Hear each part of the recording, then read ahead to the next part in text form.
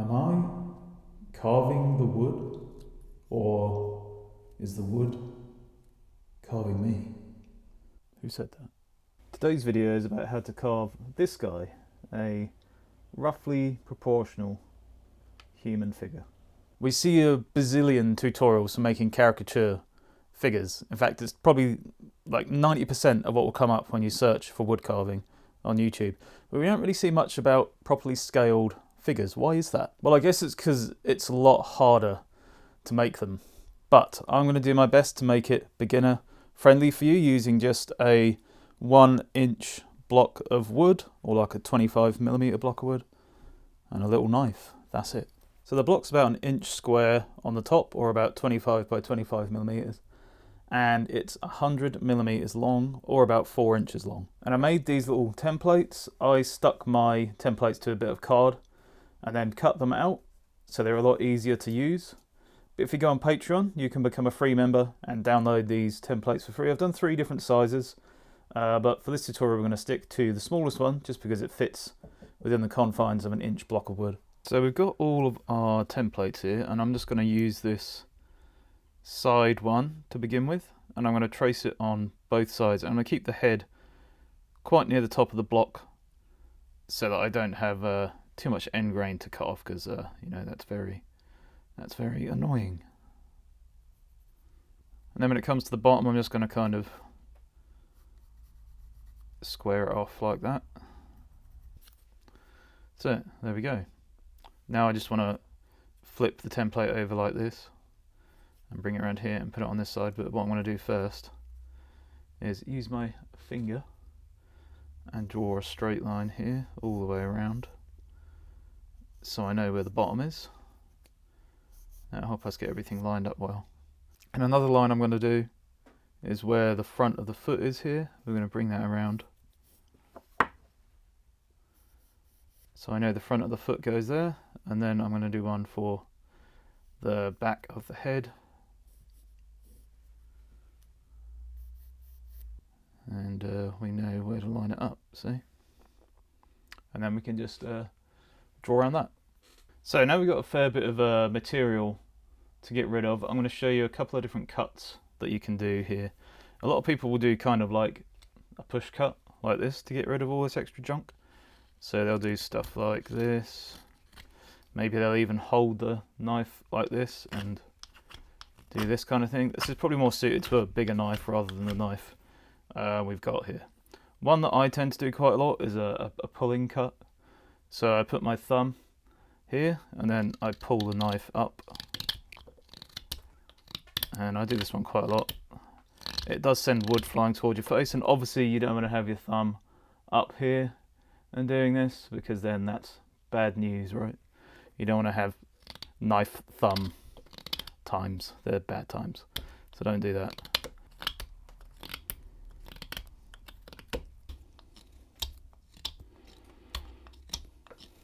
When it comes down to here, we're going to do a kind of V cut, I guess, sort of like a stop cut. So I'm going to go straight in with the knife there, make that little notch, and then cut that bit away, and just repeat that process over and over again, basically.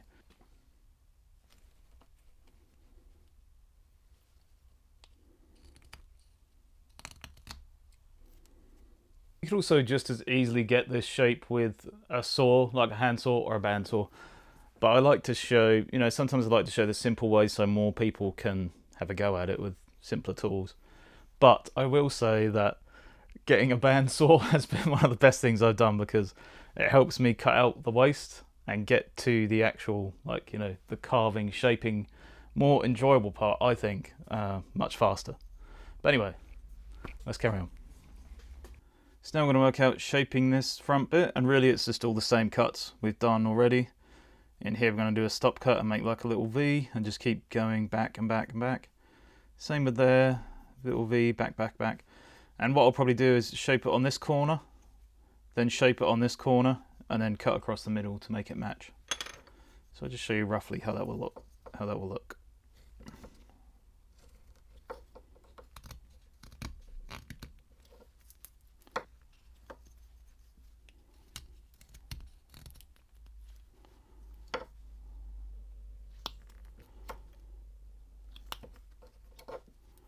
And now we basically want to bring this line that I've made here all the way across the middle part. So we're just going to keep going across bit by bit until we get there. There we go. And we're not across the whole side yet, but you can see how that system kind of works. So it's a little trickier to draw on the wood this time around because obviously we've got all the lumps and the bumps that we've carved out, but if you hold the template in the right place, you should be able to give yourself a pretty decent rough outline. I'm going to start from the head just because that's probably where the most annoying end grain cutting is going to be, at the head and the feet. So we'll start at the head.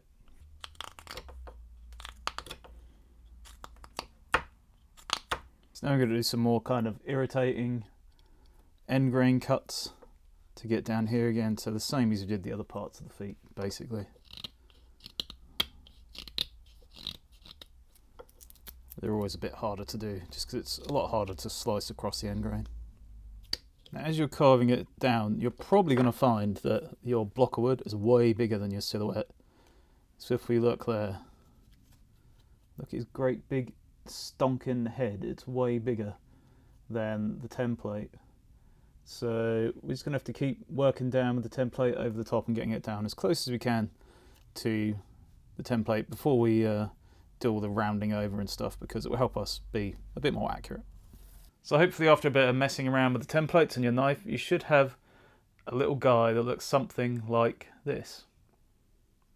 Now before we get on to the next bit, my mate and longtime viewer Mark McClooney has asked me to share the way I sharpen my knife. Usually when people ask me that, I say go and look at Doug Linker, go and look at Paul Sellers, go and look at Alec Lacasse or lots of the other people on YouTube and see how they sharpen their tools and knives, because they are almost certainly infinitely better than I am. But because Mark has asked so nicely and because so many other people have asked before, I will show you how I sharpen my knife, but I'm always open to changing. So if you're better at sharpening your knife than I am, give me suggestions and I will possibly change the way I sharpen it to make it sharper. Right, let's do it. I don't have any super crazy setup. This is just a diamond stone from Faithful. They're a very kind of low range tool maker, I would say, by their price anyway. And you know, a lot of the tools aren't great, but this one's been okay for me. So that's a 1000. It's a 400 on the other side, but I barely use that unless I've got a really bad nick in the tool. And 1000 on this side. And then the other thing I have is a lot better quality than that. It's a glass, what they call a glass stone. I think it's more ceramic, but the back is glass, from Sharpening. See Sharpening there. And that's 3000 grit. So I got 1000 and 3000. So this is what I do when my knife is kind of dull. I'll show you. So with the diamond stone, I just use window cleaner for lubricant. This is a tip I got from watching Paul Sellers. He uses window cleaner on his stones. And I start by kind of looking at the bevel. If it's the first time you've ever done it, you can look at the bevel of the knife, try and figure out where the angle is that you've got to hold it at. And then what I normally do is put like a couple of fingers here, or maybe a finger on the blade. And instead of just going back and forth like this, like you would a chisel or a flat tool, because these knives tend to be curved more often than not, you know, you have a kind of curve going up like this. What I'll do, and what I've seen other people do, is to kind of start with the tip and bring it in and go up like that. Now if it's your first time sharpening, the whole point of sharpening is to make the blade edge fold over the back. So you should be able to feel a little bit of stuff. You see how my nails kind of catching on the end there? That means I've started to fold the metal over. But on there, you see it's not hitting anything at all, right? It's going straight through. So we have to keep going until the whole edge, this whole edge is folded over this way a little bit.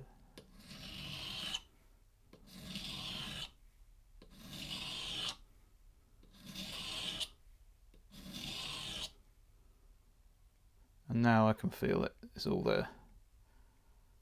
Right. Then I'm just going to go on the flat side a couple of times, and then we're going to move up to the next stone. Also, always make sure you wipe down your stones after using them, because, you know, if you leave liquid on a diamond stone for too long, it can get rusty. If you have wet stones and leave liquid on, I think it can make the material soft and stuff like that. So you want to get rid of the moisture. Right, so on the ceramic stone, it's the same thing, except I use water. You need a very little bit, because the ceramic stone, unlike a wet stone, doesn't really soak it up. You see how it's kind of hydrophobic? I'm not even sure if you actually need water to do this, but I always put water on it. Anyway, right.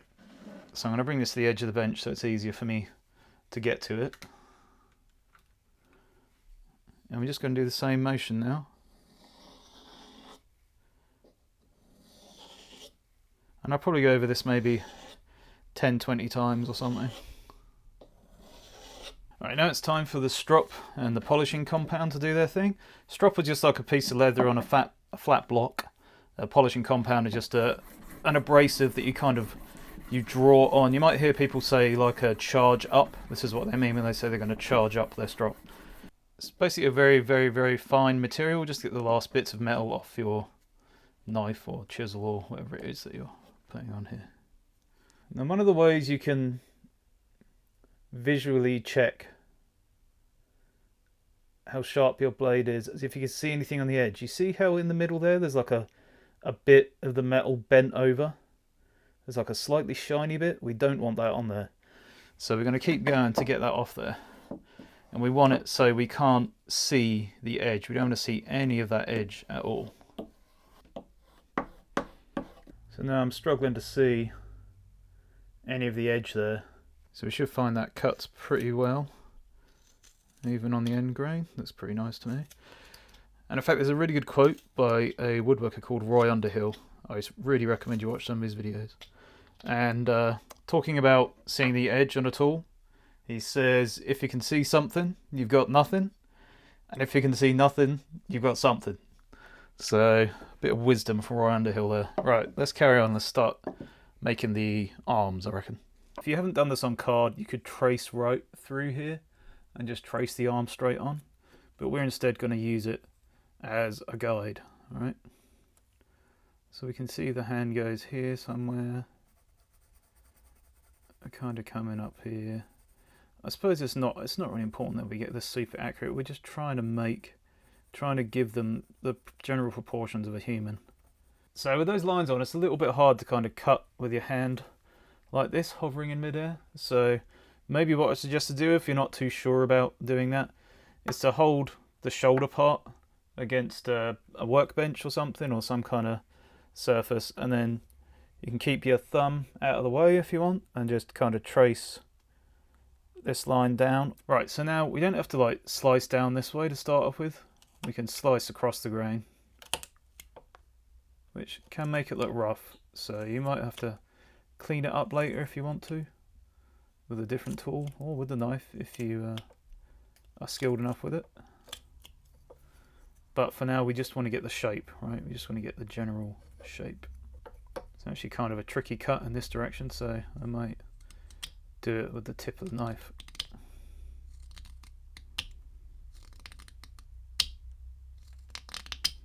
With this cut, I'm not pushing with this hand at all. I'm just using this thumb here to ease it through there a little bit.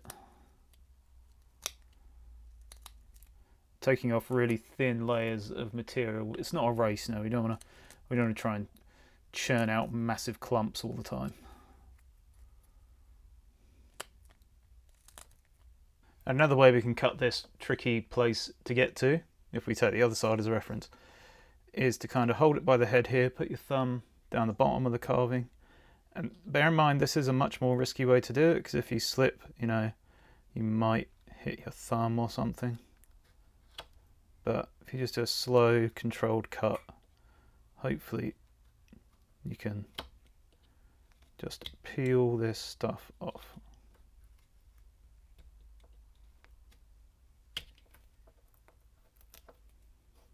There you go. So now that we've taken away chunks from the side to get those arms there, we can reference these back and front pieces again. and have it so the inside of the arm comes up here a bit and then goes that way because it shows the back. Then on the front we have the chest here. It goes up like this, and the arms come a bit further in, right?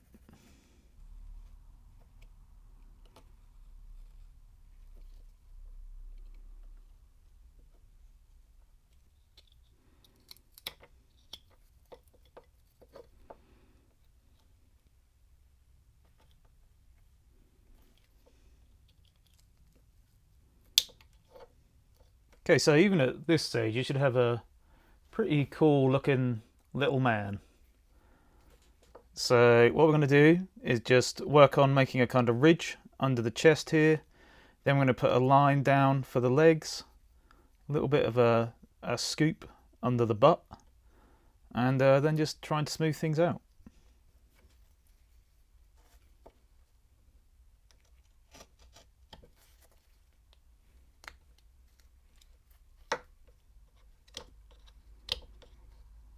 These bits are always going to be quite hard to get material out from just with a knife. So the way I would probably do it is just to get a line down the middle like we are now, and then try and come down with a V-cut on both sides, which is going to be kind of tricky and going to be kind of messy, and we're going to have to do a lot of finessing to make it look nice afterwards, or as nice as we can with a knife, but let's give it a go. So what I'm going to try and do is hold the knife kind of like a pencil and just try and cut off a little sliver there. See that? Then we can do the same to the other side, except I'm going to hold it like this time. And just basically at an angle, right? So we're holding it like an angle like this, rather than coming down like that. We're holding it like here somewhere. And then just trying to follow that line down there. And slicing that out.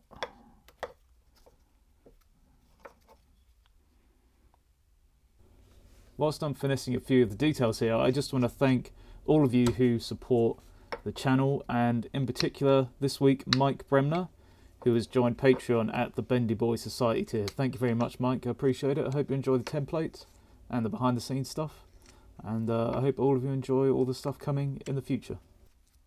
So now I know we're still pretty rough, but the cool thing is, look here, you have a pretty anatomically correct figure. But I guess it's kind of a cool thing, because if you want to change this figure around, you can use this as a reference point, right? So if you look at the template or whatever, you know where the elbow is roughly, then you can measure this distance from here to here and have that sticking out here. So then his arm can be sticking out there. Same if you want it to go straight up or in this direction, right? Or you want, say you want to go for his knees, right?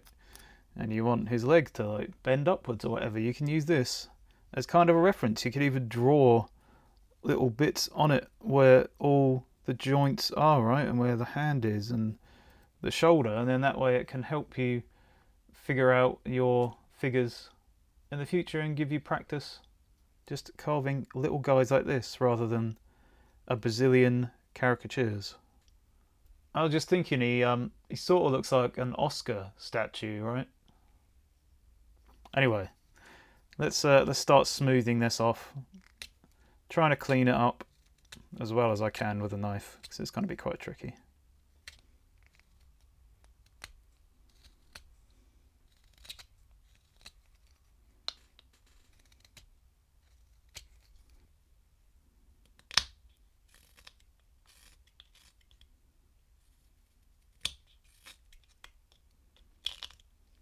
There he is, our little guy. Now, whilst you can carve this with a knife, I think it'd be better to use maybe some V-chisels and a couple of small other little chisels to help you cut it down to get into some of those tricky areas, because, you know, I've gone as far as I want to go with this knife at the moment. You can see there's quite a few rough patches left.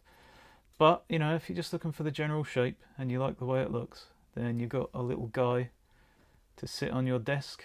Thanks very much for watching, guys. And in fact, if you enjoyed this one, I'm thinking maybe we can do more of these in the future, but instead make the guy in different poses, so then we can actually start getting onto making some really cool little proportional figures. I think that would be cool. Anyway, thanks for watching. I hope you enjoyed it, and I will catch you next time.